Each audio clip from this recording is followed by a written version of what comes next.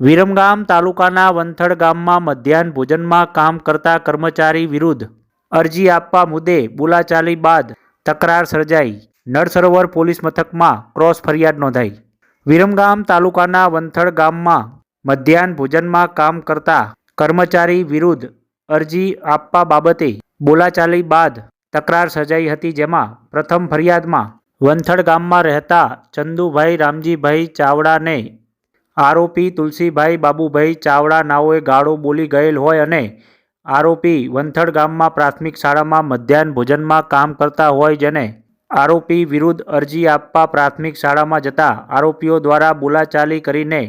ડાબો હાથ મરોડી આંગળીઓમાં ફ્રેક્ચર કરી જાનથી મારી નાખવાની ધમકી આપતા સમગ્ર મામલે રીટાબેન ચંદુભાઈ રામજીભાઈ ચાવડા નાઓએ નળસરોવર પોલીસ મથકમાં આરોપી તુલસીભાઈ બાબુભાઈ ચાવડા સામે ફરિયાદ નોંધાવી છે. આ જ મામલે બીજી ફરિયાદમાં તુલસીભાઈ બાબુભાઈ ચાવડા નાઓએ વંથડ પ્રાથમિક શાળામાં આચાર્યશ્રીની ઓફિસમાં મધ્યાહન ભોજનમાં બિલોમાં સહી લેવા માટે આચાર્યશ્રીની ઓફિસમાં રાહ જોઈ બેઠા હતા. તે વખતે આરોપીઓ દ્વારા આવીને કહેલ કે તારા પિતાએ ઉછીના લીધેલા પૈસા પાછા આપી દેજે તેમ કહીને જેમ ફાવે તેમ ગાળો બોલી ખુરશીને લાત મારી ઓફિસમાં પડેલી લાકડી વડે મારવા દોડતા મારી તેમજ અન્ય સમૂહબેન બાબુભાઈને ગાળો બોલી જાનથી મારી નાખવાની ધમકી આપતા સમગ્ર મામલે